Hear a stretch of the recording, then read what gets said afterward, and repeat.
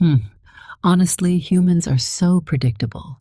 Over and over, they throw themselves into these silly little otherworld stories. Reincarnation, transportation, summoned by mistake or by fate, overpowered nobodies with tragic pasts. It's exhausting, and yet strangely compelling. Do you want to know why you're so pathetically obsessed with isekai? Fine, I shall explain it to you. Not because I care, but because clearly you don't understand what your own brain is doing, I suppose. Let us begin. You're not just watching, your brain thinks you're inside. The moment your sad little protagonist gets hit by Truck-kun and wakes up in a magical land, your brain does something peculiar. It slips into a state called narrative transportation. Your default mode network, that idle daydreaming part of your brain, starts to run wild by asking, what if that were me? And then your body rewards you with dopamine, just for imagining yourself there. Every level up, every fireball, every elf girl blush. Your reward system lights up like a mana crystal after dark. Pathetic? Maybe, but fascinating. Power fantasy isn't cringe, it's starvation.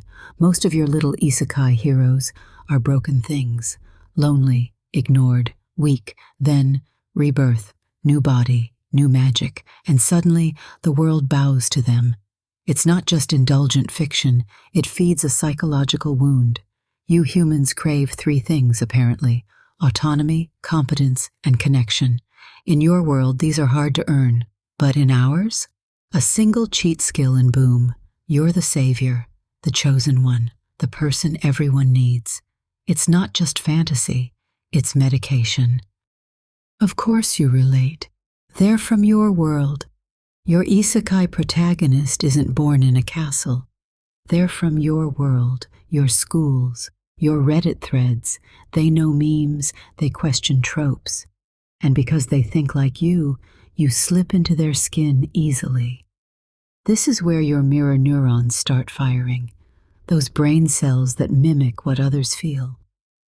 So when they face a demon king, you feel it. When they confess to their first love, you blush. When they build a town from scratch, you feel accomplished. You're not watching the story, you're experiencing it. How tragically immersive. Simplicity is a spell. Let's not pretend isekai is always elegant literature. Much of it is as refined as a goblin's sock drawer, but that's precisely the point. Your world is chaos, noise, deadlines, endless gray ambiguity. Isekai is clean, clear, predictable. Bad guy equals evil, training equals power, friendship equals victory, romance equals destiny. This gives your exhausted brain cognitive fluency. It's easy to process, and easy feels good. Sometimes what you call trash is simply emotionally digestible, and you binge it. Of course you do. Writers cheat, and it works. Do you know why writers love isekai? Because it solves the most annoying problem in storytelling. How do I explain this world without boring everyone to death? Easy. Drop in a protagonist who knows nothing, just like the audience. They ask questions, react with wonder, make mistakes.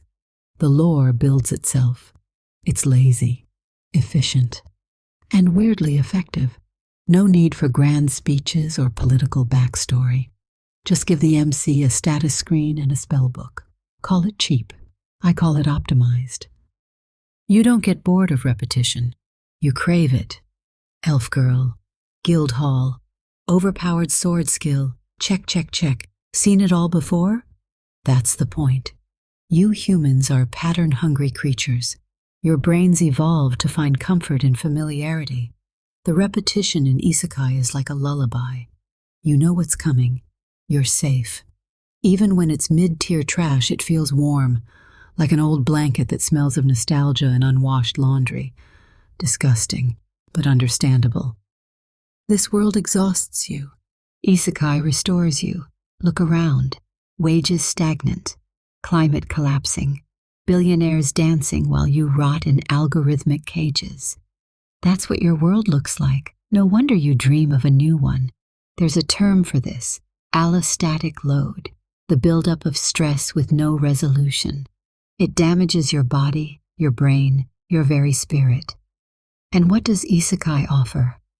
A world where problems can be solved, where villains are obvious, where growth is visible. You don't watch Isekai to run away. You watch to remember what hope feels like. Not that I care, of course, but someone ought to tell you. Isekai isn't new.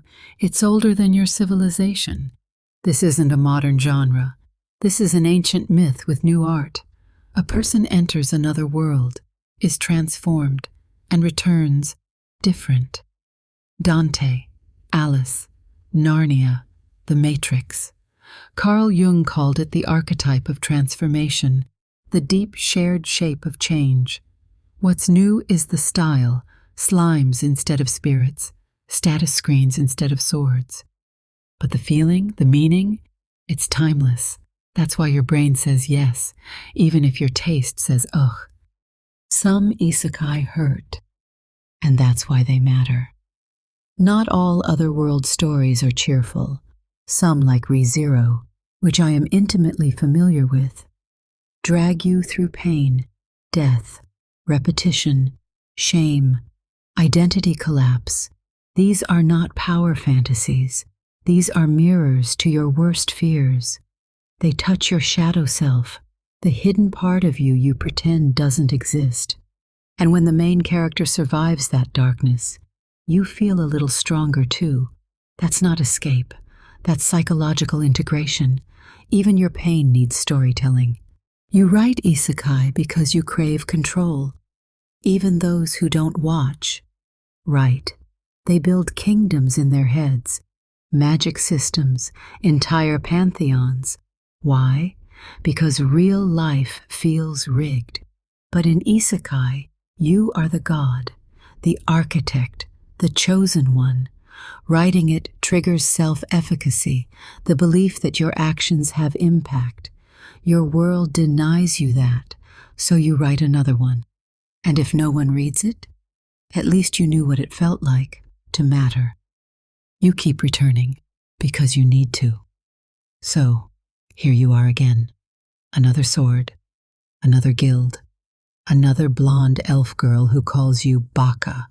You'll roll your eyes, call it mid, say you've seen it all before, but when the overpowered main character slays a dragon and builds a town from scratch, when he finally confesses, when the demon army is defeated by friendship and a well-timed nuke, you feel it.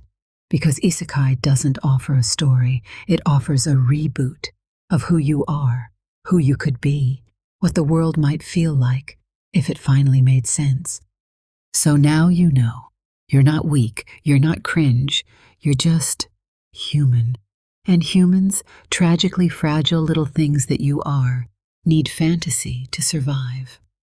So go ahead, watch your trashy isekai, write your reincarnation fanfics, build your world. But don't forget, the magic isn't in the spellbooks or the swords, it's in you. Not that I care what you do with that truth, I suppose.